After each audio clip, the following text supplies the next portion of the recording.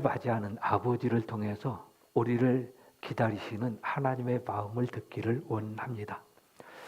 누가복음에 세 가지 비유가 기록이 됩니다.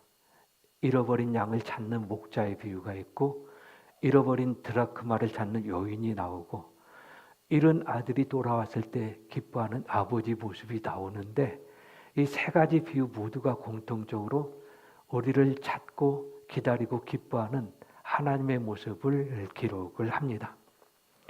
하나님은 다른 많은 것들도 있지만은 아버지를 통해서 하나님의 모습을 드러내기를 가장 기뻐하십니다.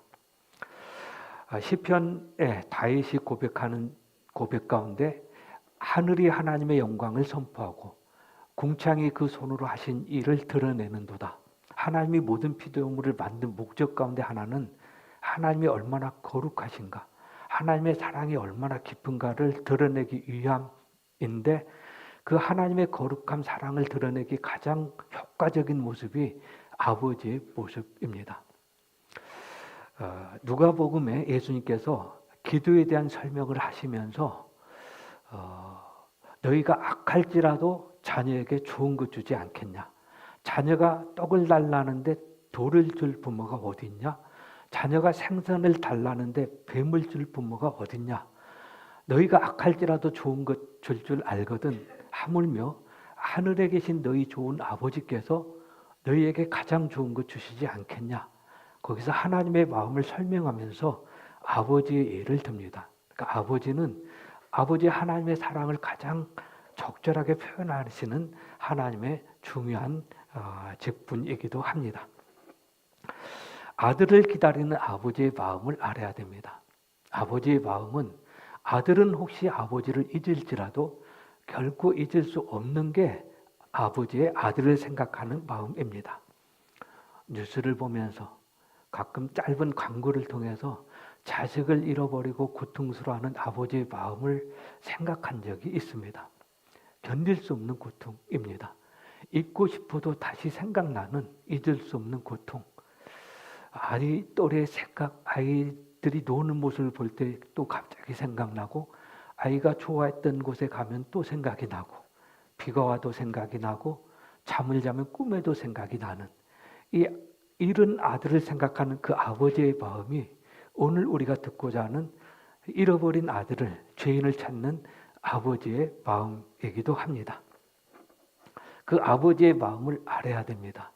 우리가 전 시간에 살펴본 것처럼 탕자가 돌아왔을 때 탕자의 형이 이 염치 없는 놈 뭐하러 왔냐, 죽어버리지.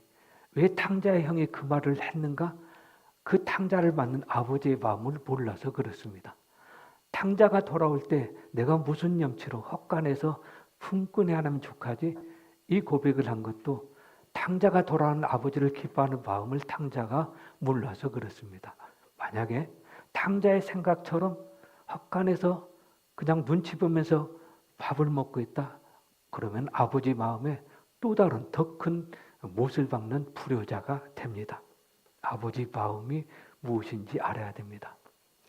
아버지의 가장 큰 기쁨이 어디 있는가 하면은 아들과 함께하는 것을, 아들이 아버지를 기뻐하는 것을 기대하는 것이 아버지의 가장 큰 기쁨입니다. 어느 가정에 아버지의 생일을 맞이해서 자녀들이 한 곳에 모였습니다. 손에는 많은 선물들이 있었고 함께 즐거워하는 시간을 갖는데 한 아들이 안 보입니다. 걱정하고 있는데 마침 전화가 옵니다. 전화해서 하는 말이 아빠 조금 늦을 것 같아요. 그리고 끊깁니다. 한참 기다렸는데도 안 오고 거의 잔치가 끝날 때쯤 해서 얼굴이 보입니다. 그리고 아이 얼굴에는 손에는 선물도 가득합니다. 아빠가 물었습니다. 왜 늦었냐? 별일 없었냐? 아빠, 오늘 아빠 생일을 준비하면서 한 달 전에 알바를 시작했고 오늘 마지막 날인데 어쩌다가 또 일이 너무 바빠서 늦었습니다. 아빠가 또 사랑하는 마음으로 아들에게 한마디 하는데, 아들아, 내가 원하는 것은 네가 가져온 선물이 아니고 네가 나와 함께하는 이것이 나의 가장 큰 기쁨이란다. 이 아버지의 마음이 우리를 대하는 하나님의 마음입니다. 하나님은 우리가 하나님을 위해서 어떤 일을 한 것보다 봉사하고 구제하고 선교하는 그 일도 아름답지만은 그 전에 하나님을 기뻐하고 하나님이 함께하는 것을 더 하나님이 우리에게 기대하십니다. 마르다가 어느 날 예수님을 기쁘게 해드린다고 점심 준비 열심히 합니다. 근데 예수님은 마르다의 점심 준비를 열심히 한 것을 기뻐한 게 아니라 마리아가 좀 한가해 보이지만은 예수님과 함께 곁에서 기뻐하고 말씀 듣는 것을 가장 기뻐하셨는데 그 하나님의 마음을 알아야 됩니다. 오늘 아버지를 통해서 또 하나 생각하고자 하는 것은 아버지가 아들을 맞이하면서 돈을 계산하지 않습니다. 아들이 돌아올 때에 재산 말아먹고 돌아왔습니다. 그 돈이 아깝지 않습니다. 돌아온 아들을 위해서 잔치를 합니다. 송아지를 잡습니다. 송아지는 당시의 재산 목록 1호입니다. 자가용과 같습니다. 근데 아까워하지 않습니다.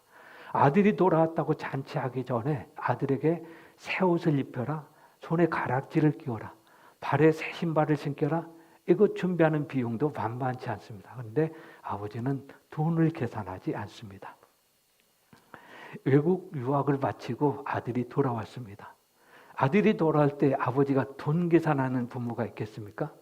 돈 허비했어도 아깝지 않잖아요. 너 돈 다 써버렸냐? 이상하잖아요. 똑같아요. 아버지가 아들이 탕자가 돌아왔을 때 돈 다 써버렸냐? 이렇게 하면 분위기가 썰렁해집니다. 아들이 없다가 그냥 실망하고 다시 가버릴 겁니다. 아버지는 아들이 돈 다 쓴 것 아까워하지 않은 것은 그래, 네가 그 돈 썼기 때문에 그 돈 유학비라고 생각한다. 네가 그 돈 쓰고 나서 내게 사랑이 있다는 걸 깨달은 것, 그걸 또 감사하는 게 아버지의 마음이기도 합니다. 조금 전에 누가복음 3가지 비유를 말씀을 드렸습니다. 잃은 양을 찾는 목자, 잃어버린 드라크마를 찾는 여인, 그리고 잃어버린 아들이 돌아온 것을 기뻐하는 아버지 모습이 있는데 3가지의 공통적인 모습이 있는데 계산하지 않는다는 게 3가지의 공통적인 모습입니다. 아버지 계산하지 않았습니다. 목자가 잃은 양 1마리를 찾는 것은 쉽지 않습니다. 100마리가 있는데 1마리 찾기 위해서 99마리를 들에 남겨두었습니다. 계산상 맞지 않죠. 그 99마리 1마리 또 잃어버릴 수 있습니다. 찾으러 가는 동안에 병이 들 수도 있는데 그것 계산하지 않고요. 그리고 그 잃어버린 양을 찾고 목자가 잔치를 하는데 친구들을 불러다가 잔치했다는 기록이 되는데 잔치하는데 그냥 하는 건 아니잖아요. 많은 돈이 소요됩니다. 어쩌면 양을 2마리 잡을 수도 있습니다. 양 1마리가 10만 원이라면 20만 원이 될 수도 있습니다. 계산하지 않고 기뻐하는 목자의 모습. 잃은 드라크마를 찾는 여인. 드라크마는 많은 돈이 아닙니다. 동전입니다. 우리나라 지폐로 이해를 한다면 5만 원권, 만 원권이 아니라 그 밑에 급 1,000원짜리, 100원짜리 아니면 동전 500원 아니면 좀 올린다면 5,000원 정도. 그거 찾았습니다. 또 그거 기뻐한다고 친구들을 불러서 식사 대접한다고 기뻐합니다. 그러면은 아니 동전 몇 개, 기껏해야 5,000원 찾고 친구를 불러서 식사 대접했다 몇십만 원 들 텐데 계산하지 않습니다. 이게 계산하지 않는 하나님의 사랑을 우리에게 보여줍니다. 이 3가지 비유는 지난 시간에도 7절을 통해서 생각한 것처럼 죄인 한 사람이 회개하면 하늘에서는 회개할 것 없는 의인 99을 인하여 기뻐하는 것보다 더 기쁘다. 잔치를 위해서 잔치를 통해서 아버지 하나님의 기뻐하는 모습을 보여줬는데 그렇다면 하나님이 회개한 죄인 하나를 기뻐했는데 그 기뻐한 아들이 돌아오기까지 과정을 생각해 보면은 하나님이 아들 독생자를 이 땅에 보내셨습니다. 십자가 저주 아래 죽게 하셨습니다. 베드로전서 1장 베드로의 고백처럼 흠 없고 점 없는 어린 양, 금이나 은 같은 돈이 아닌 돈으로 계산할 수 없는 엄청난 값을 치르셨습니다. 뭘 말합니까? 계산하지 않았다는 겁니다. 계산하지 않는 게 하나님이 우리를 향한 사랑이기도 합니다.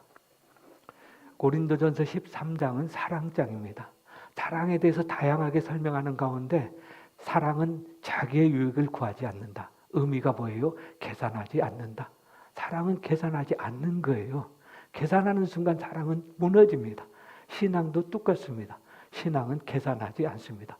내가 이것에서 손해볼 것 같은데 아니에요. 손해봐도 하고 희생하고 양보하고 이게 사랑의 모습입니다. 아버지 사랑이 그렇게 우리에게 나타내 보여졌습니다. 마리아가 향유 옥합을 예수님 섬기려고 발에 부어드립니다. 가격이 만만치가 않습니다. 200데나리온이라고 했습니다. 한 데나리온은 하루 품삯, 200데나리온은 200일 품삯. 200일 품삯이라면 하루 노동자 품삯을 10만 원 잡아도 2천만 원. 근데 그 2천만 원을 예수님 발에 부어버리고 땅에 허비하잖아요. 유다가 그걸 보면서 책망하죠. 이 멍청한 것. 이 돈이 뭐 얼마나 많은 사람을 구제할 수 있는데 기아대책에 보내면 굶어 죽어가는 수만 명의 인구를 하루 먹일 수도 있는 돈인데 그걸 허비하느냐? 유다의 말이 맞죠. 물론 유다는 욕심으로 그 말을 했지만은 논리적으로는 맞습니다. 근데 그럼에도 마리아는 그걸 땅에 붓습니다. 왜? 하나님께 받은 은혜는 돈으로 계산할 수 없기 때문에 그렇습니다. 어떻게 우리가 하나님의 받은 은혜를 알겠습니까? 찬송과 가사 내용 가운데 그 크신 하나님의 사랑 말로 다 형용 못하네. 하늘을 종이 삼고 바다를 먹물 삼아도 아니 하늘이 얼마나 넓습니까? 바닷물의 양이 얼마나 많습니까? 근데 그 바닷물을 잉크 삼아도 적어도 그 은혜를 알 수 없다는 거예요. 엄청난 사랑. 그 사랑을 우리가 받았어요. 이해할 수 없는 사랑. 복음송 가사 가운데 사람들은 이해할 수 없네. 주를 보낸 독생자 하나님의 사랑. 계산할 수 없는 엄청난 사랑. 그 사랑 우리가 입었는데 우리가 그 사랑을 입었다면 우리도 계산하는 게 아니에요. 내가 이거 하면 좀 손해볼 것 같은데 이미 신앙에서 벗어난 겁니다. 아버지가 아들을 보내는데 망할 것 알고도 보냅니다. 망할 줄 모르고 기대하면서 보냈을까요? 아들이 지금 잘못된 행동을 알고 있다는 것을 알면서도 보냅니다. 아버지가 힘으로 억지로 못 가게 할 수 있는데도 그냥 힘없는 것처럼 보내줍니다. 왜? 억지로 잡으면 의미가 없거든요. 아들을 몸은 잡을 수 있지만은 마음은 이미 떠나 있는데 스스로 깨달아야 돌아올 수 있기 때문에 그냥 모른 척하고 보내줍니다. 자, 아버지가 아들을 보내주고 스스로 깨닫고 돌아오기를 원하는 게 하나님이 우리를 향한 마음입니다. 우리 잘 아는 요한계시록 3장 20절 말씀. 볼지어다 내가 문 밖에 서서 문을 두드리느니 누구든지 내 음성을 듣고 문을 열면 내가 그에게로 들어가 그로 더불어 먹고 그는 나와 더불어 먹을 것이다. 이해가 됩니까? 예수님이 우리 문을 두드리셔요. 좀 열어주라고. 아니 예수님이 문을 열 능력이 없습니까? 요한계시록에 예수님의 능력을 소개하면서 열면 닫을 사람이 없고 닫으면 열 사람이 없는 권세를 가지신 분. 예수님이 마음 먹으면은 아니 움켜진 들 문을 닫을 수 있겠습니까? 그런데 못 여는 것처럼 좀 열어줄래? 무슨 의미예요? 억지로 하지 않습니다. 알고도 속아줍니다. 기다려주는 하나님의 모습을 보여줍니다. 하나님이 그 원리로 우리를 사랑하셨습니다. 로마서 5장 8절 말씀, 우리가 죄인 되었을 때 그리스도께서 우리를 위하여 죽으심으로 하나님께서 우리에 대한 자기 사랑을 확증하셨느니라. 죄인 되었을 때 사랑을 죽으심으로 보여주셨어요. 이게 하나님이 세상을 통치하는 사랑의 방법입니다. 세상과는 다르죠. 세상은 무력으로 힘으로 아들이 어디 가려면 잡아 가둬버리고 절대 못 가게 사도세자처럼 뒤에 넣어버리고 어떻게든. 하나님은 그게 아니에요. 모른 척하고 약한 척하고 보내줍니다. 아버지의 마음이 그렇습니다. 예수님이 잡혀서 빌라도 앞에 끌려옵니다. 빌라도가 예수님을 치조하면서 질문합니다. 네가 유대인의 왕이냐? 아니 왕이면 왜 이렇게 힘없이 잡혀왔냐? 너를 따르던 백성들 다 어디 갔냐? 너를 잡아내게 온 게 네 백성들 아니냐? 이해가 안 되잖아요. 의미는 조롱하는 겁니다. 아니 왕이라면 힘이 있어야 되는데 힘으로 무력으로 꼼짝 못하게 하고 독재자처럼 해야 되는데 네 참 뭘 그리 비참하구나. 이 빌라도가 그 말 할 때 무슨 자부심이 있었는가 하면 로마의 힘, 권세가 로마를 세상을 다스렸거든요. 빌라도도 그 권세를 갖고 예수님을 취조하거든요. 근데 생각해 보면은 그 로마의 권세 오래 못 갑니다. 아무리 길어도 천년으로 끝납니다. 지금 로마란 나라도 사라졌습니다. 빌라도가 비웃었던 하나님 나라, 십자가 죽음 비참한 것, 지금은 온 세상에 나가 있습니다. 무슨 원리입니까? 사랑의 원리, 사랑의 능력, 기다리는 하나님의 능력을 말하고 있습니다. 세상은 이해할 수 없죠. 고린도전서 1장 말씀에 십자가의 도는 세상 사람이 볼 때는 미련한 것, 빌라도가 볼 때 이상해 보이는 것, 지혜를 구한 헬라인들이 볼 때 미련해 보이는 것, 근데 그게 하나님의 능력, 하나님의 사랑, 하나님의 지혜, 하나님의 통치 방법입니다. 몰라서 그렇습니다. 우리는 다행히 그 은혜를 알고 그 은혜를 사모하고 그 안에 누리고 있습니다. 아버지가 아들이 망할 걸 알매도 보낸 것은 설명으로는 곤란하기 때문에, 실패하고 난 다음에 깨닫고 돌아오기 때문에 그렇습니다. 그래서 하나님께서는 때로 실패한 줄 알면서도 그냥 한번 해봐라 그렇게 놔둡니다. 사랑이신데. 예수님께서 베드로에게 경고하시는데 마귀가 우는 사자처럼 너를 삼키려고 쫓아다니고 있다. 그래도 베드로가 정신 못 차립니다. 두 번째 경고합니다. 네가 나를 3번 부인할 것이다. 그래도 베드로가 못 깨닫습니다. 그리고 예수님의 경고처럼 베드로가 3번 부인하잖아요. 그리고 나중에 예수님이 베드로를 회복시켜 줍니다. 그리고 요한복음 21장 사명도 주죠. 내 어린 양을 먹이라. 생각해 보면은 예수님의 능력은 넘어지기 전에 붙잡을 수도 있고, 넘어지기 전에 붙잡는다면 더 큰 은혜고, 근데 넘어지게 만들고 붙잡습니다. 왜? 무슨 효과를 기대해서? 베드로가 스스로 깨달아야 되거든요. 넘어지기 전에는 큰 소리 치거든요. 넘어지고 나니까 나중에 바뀌어지잖아요. 아, 주님 말이 맞습니다. 주님이 사랑하는 줄 압니다. 고백을 하게 되거든요.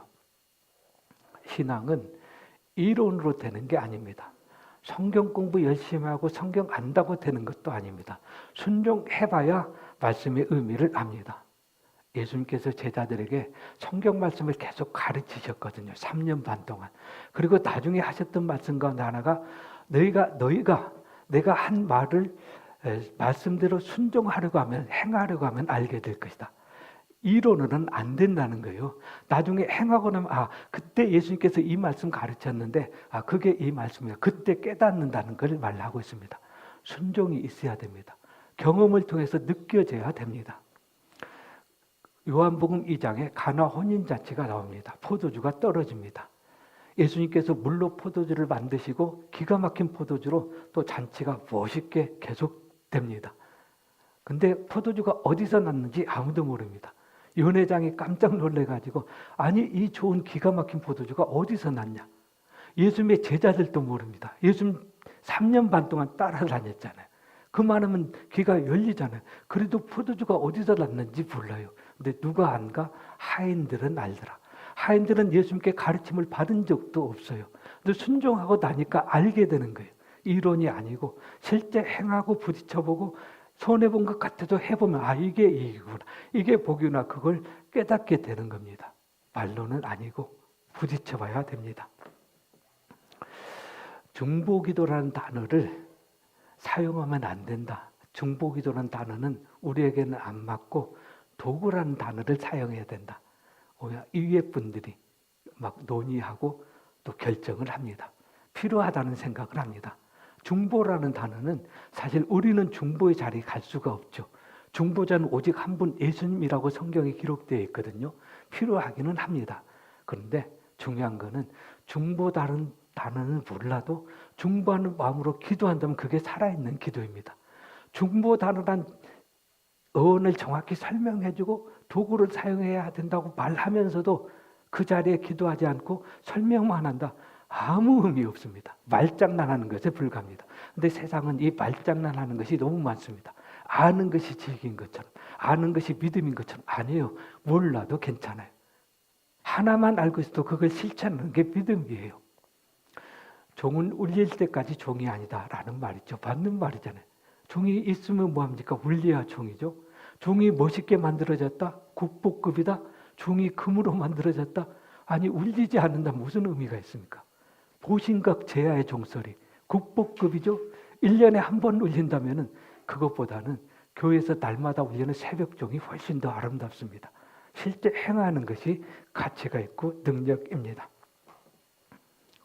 생활에서도 실제 해봐야 부딪혀봐야 됩니다. 이론 갖고는 안 됩니다. 이론의 한계입니다. 우리 교회 그 유튜브 방송이 한 달 정도 계속 그 사고가 났습니다. 막 자꾸 끊깁니다. 왜 끊기는가?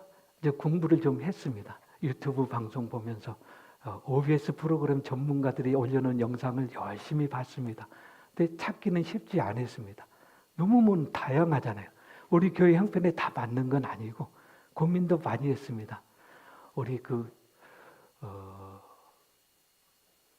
하드웨어, 노트북도 필요하고 캠코더도 필요하고 또 텔레비전, 이 하드웨어가 좀 약해서 사양이 부족해서 그러한가? 아니면 그 하드웨어들을 연결한 선들도 다양한데 HDMI 케이블도 많고 오디오 선도 있고 USB 선도 있고 다양한 선들이 연결해야 되는데 그 과정에서 어려움이 있는가? 찾는 것이 쉽지는 않았습니다. 며칠 동안 고민하고 이거 해보니까 또 안 되면 또 다른 것 해보고 그리고 나서 겨우 찾았습니다. 무슨 의미인가? 이론으로는 안 됩니다. 실제 부딪혀봐야 됩니다. 신앙도 똑같습니다. 말로는 누구나 할 수 있습니다. 부딪혀보고 넘어져보고 해봐야 신앙이 뭔지 깨달아갑니다. 둘째가 돌아올 수 있었던 것 또 하나를 본다면은 깨달음도 있었지만은 아버지가 기다렸기 때문에 돌아올 수 있었습니다. 만약에 아버지가 기다리지 않고 포기했다면 탕자의 형처럼 네가 무슨 염치로 왔냐 이랬다면은 탕자는 왔다가 다시 가야 됩니다. 근데 세상은 이런 원리 가운데 살고 있습니다. 잘못한 사람은 쉽게 용납하지 않습니다. 어느 전과자가 이제 수감 생활이 끝나고 출소를 했답니다. 그런데 며칠 못 가서 또 죄 짓고 들어왔답니다. 질문했답니다. 아니 세상이 편하고 좋은데 이 좁은 감방이 뭐가 좋다고 또 왔냐? 또 거기에 대답을 했답니다. 나도 그러고 싶었다. 좋은 세상에서 새로운 출발을 하고 싶었는데 나를 바라보는 시선이 너무 두려웠다. 모두가 나를 싸늘하게 바라보는데 그 분위기가 너무 힘들었고 이 힘든 분위기보다는 차라리 감옥, 감방이 더 편하고 좋았다. 그냥 일부러 죄짓고 들어왔다. 이런 고백을 했던, 물론 말도 안 되는 소리죠. 근데 의미는 있습니다. 세상은 그렇습니다. 받아들이지 않습니다. 쉽지 않죠. 전과자, 호적에 빨간 줄 올라갔는데 어디 취직한다고 이력서 내면 받아주겠습니까? 세상에 없죠. 그런 기업은. 그러니까 탕자가 돌아올 수 있었다는 것은 탕자가 깨달아서 감옥에서 나와서 재출발해서가 아니고 탕자를 맞이하는 아버지의 사랑이 있었기 때문에 가능했습니다. 아버지가 문 열고 기다리고 있었고요. 그리고 우리 모두도 탕자처럼 어딘가 있다가 아버지께로 돌아왔잖아요. 우리가 착각하면 안 됩니다. 내가 회개하고 뉘우치고 돌아갔다. 아니에요. 아버지가 회개의 길을 열어주셔서 우리가 돌아올 수 있었습니다. 예수님이 십자가 저자리 죽으심으로 새롭고 산 길을 열어주셨다고 히브리서에서 기록을 합니다. 예수님께서 고백한 것처럼 내가 곧 길이요 진리요 생명이니 나로 말미암지 않고는 아버지께로 올 자가 없느니라. 그 길이 만들어지지 않았다면 우리가 아무리 통곡하고 회개하고 아버지께로 돌아가고 싶은들 길이 있겠습니까? 찾다가 그냥 도망가죠. 하나님의 은혜라는 것을 말하고 있습니다. 아파트에 불이 났습니다. 피신했습니다. 옥상으로. 때가 되니까 헬리콥터가 119에서 보내졌고 헬리콥터에서 줄이 내려가지고 붙잡고 다행히 구조가 되었습니다. 그러면은 그 헬리콥터 줄 잡고 구조된 사람이 내가 줄 잡았기 때문에 구조됐다. 이렇게 말하면 큰일 나죠. 아니 줄 잡고 싶어도 줄이 안 내려왔는데 어떻게 잡습니까? 은혜인 것입니다. 줄이 내려준 게 은혜죠. 우리가 회개하고 돌아갔다고요? 탕자가 깨달았기 때문에 돌아갈 수 있었다고요? 아니에요. 아버지가 문을 열어줬습니다. 하나님의 길을 열어놓으셨습니다. 바로 정리를 해야 됩니다. 예수님께서 제자들에게 너희가 나를 택한 것이 아니고 내가 너희를 택하여 불러 세웠나니. 맞아요.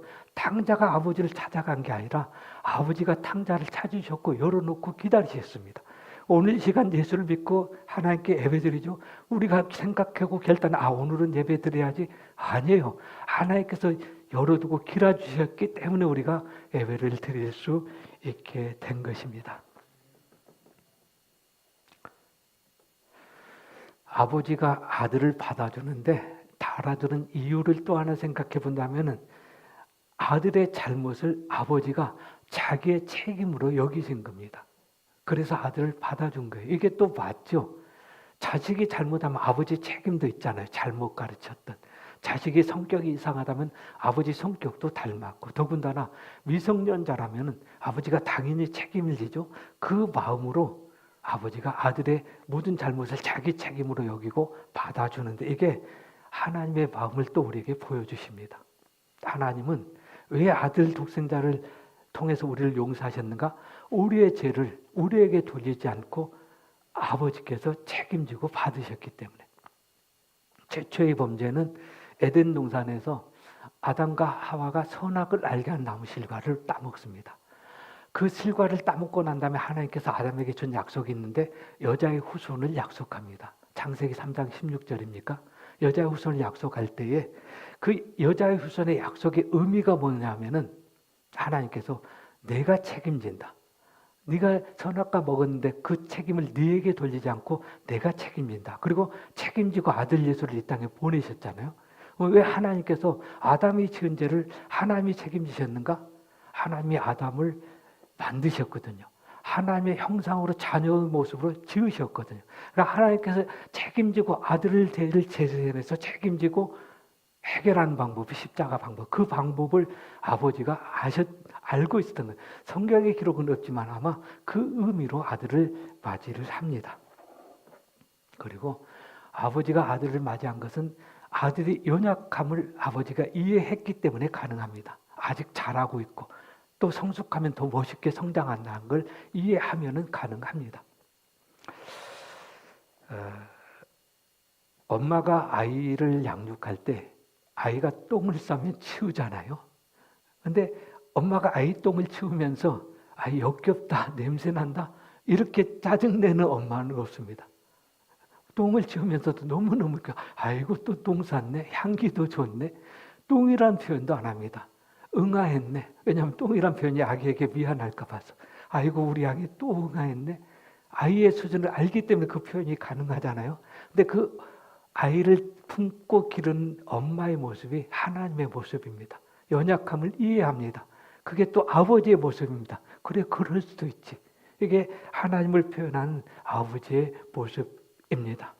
하나님은 우리의 연약함 때문에 예수님을 보내주셨습니다. 예수님은 우리 연약함 때문에 이 땅에 오셨습니다. 이사야 선지자가 예수님을 소개하면서 그는 우리의 연약함을 담당하려고 또 하나님의 성령을 우리에게 보내주셨죠. 왜 보내셨습니까? 성령의 능력을 힘입어서 엄청난 일을 해라고 물론 맞습니다. 그 전에 성령을 보내신 목적도 우리 연약함을 도와주게 하시려고. 로마서 8장 26절 우리가 마땅히 빌 바를 알지 못하나 오직 성령이 말할 수 없는 탄식으로 우리 안에서 우리를 위해서 친히 강구하시느니라. 의미가 뭐예요? 우리 연약함 몰라요. 죄를 짓고도 지옥에 가는데도 깨닫지도 몰라요. 스스로 탕자처럼 큰아들처럼 잘난 척해요. 성령님이 우리 안에서 연약함을 도우시자. 그래, 네가 아직 몰라서 그렇지. 그 연약함을 위해서 우리도 모르지만 기도하고 있어요. 연약함을 돕는 분. 예수님도 성령님도 하나님도. 아버지가 얼마나 아들을 기다렸는가. 오늘 20절 말씀에 기록되어 있는데요. 이에 일어나서 아버지께로 돌아가니라. 아직도 거리가 먼데 아버지가 그를 보고 측은히 여겨 달려가 목을 안고 입을 맞추니. 여기에 아버지의 모습, 아버지의 사랑이 표현되어 있는데요. 멀리서 온다고 했습니다. 멀리서 오면 안 보이잖아요. 더군다나 아버지 시력이 좋은 때가 아닙니다. 나이 들었고 기력이 잃고 힘이 한 상태예요. 긴가민가한 상태. 근데 알아봤습니다. 아이가 나갈 때 건강한 모습이 아니에요. 죽기 직전에 피골이 상접된 상태로 돌아오고 있습니다. 좋은 옷을 입은 상태도 아니에요. 거지가 되어서 상상하기 힘든 모습으로 돌아옵니다. 아들이 당당하게 돌아옵니까? 기가 죽어있잖아요. 염치도 없고 고개를 푹 숙이고 돌아옵니다. 근데 아버지가 그걸 알아봐요. 아들이구나. 금방 눈치채요. 왜 그래요? 아버지 마음에 사랑이 있거든요. 이 사랑의 능력이 아버지가 아들을 알아보고 고통 소리도 듣고 맞으러 나가는 모습입니다. 사랑이 없으면요, 가까이 와서 큰 소리로 불러도 몰라요. 한 번쯤 경험했을 일인데요. 엄마가 집에서 텔레비전 보고 있는데 빠져 있는데 아이가 학교에서 돌아와갖고 인사합니다. 엄마 나 왔어. 그리고 방으로 들어갑니다. 모릅니다, 엄마가. 이제 텔레비전 드라마가 끝나고 아이가 방에서 나오고 그때 엄마의 눈에 아들이 보입니다. 야 이놈아 왔으면 인사해야지. 인사도 안 하냐? 몰라요. 사랑이 관심이 없으면. 관심이 결정합니다. 사랑이 무엇을 결정을 합니다. 사람에게 5가지 감각이 있습니다. 하나님이 주신 은혜죠. 입으로 먹는 미각이 있고, 코로 냄새 맡는 후각이 있고, 눈으로 보는 시각도 있고, 귀로 듣는 청각도 있고, 피부로 느끼는 촉각도 있습니다. 이게 건강해야 우리 삶이 행복합니다. 미각, 입맛이 좋으면 김치 하나도 맛있잖아요. 코로 냄새를 잘 맡아야 향기로운 것도 맡을 수 있고, 이게 기능이 무너지면은 연탄가스 중독될 때 이 기능 때문에 무너져요. 중독되니까 몰라요. 그러니까 죽어가는 줄도 모르잖아요. 청각도 그래요. 청각이 살아있어야 사랑하는 고백이 들려지고 아이의 신음소리도 들려집니다. 필요하죠. 근데 더 중요한 거는 이 시각, 미각, 청각, 후각이 아니라 사랑의 마음이 더 중요합니다. 눈에 보이지 않지만 하나님께서 주신 아름다운 사랑의 마음. 이게 사랑의 마음이 있으면은 아버지처럼 멀리 온 아들이 눈에 보입니다. 시력은 안 좋아도. 아들의 고통소리가 그 멀리 있는데 귀가 안 좋은데도 들립니다. 사랑 때문에. 이 사랑의 능력을 회복해야 됩니다. 엄마가 아이를 양육할 때 그러잖아요. 사랑이 엄마에게 있으면 아무리 피곤해도 잠에 골아떨어져도 아이의 작은 신음소리가 들립니다. 사랑이 없으면 아이가 죽어가도 안 들려요. 아버지에게 이 사랑이 있었기 때문에 아들의 고통이 들리고 보였고 찾아가고 만날 수 있었습니다. 사랑이 회복돼야 됩니다. 하나님 우리에게 그 사랑을 주셨고 우리 안에 그 사랑이 있다면 회복돼야 됩니다. 사랑이 회복되면은 고통 중에도 세상을 아름답게 봅니다. 고슴도치는 제 새끼도 예쁘다는 말이 있는데 고슴도치는 예쁜 짐승이 아니잖아요. 어떻게 예쁩니까? 가시가 돋쳐 있는데 근데 예쁘게 보여요. 왜? 사랑의 눈으로 보기 때문에 그렇습니다. 하나님 우리를 그렇게 보셨어요. 또 우리도 그렇게 살기를 원하십니다. 말씀을 정리합니다. 오늘 탕자를 받는 아버지의 마음, 우리를 바라보시는 하나님의 마음을 바랍니다. 변함없이 우리를 기다리십니다.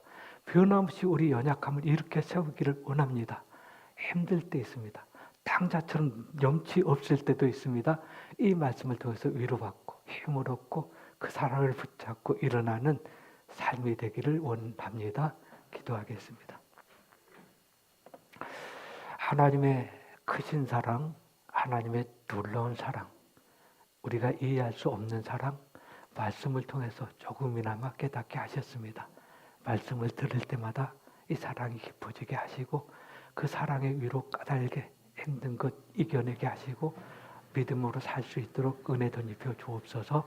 예수님 이름으로 기도드립니다. 아멘. 다 같이 자리에서 일어나시겠습니다.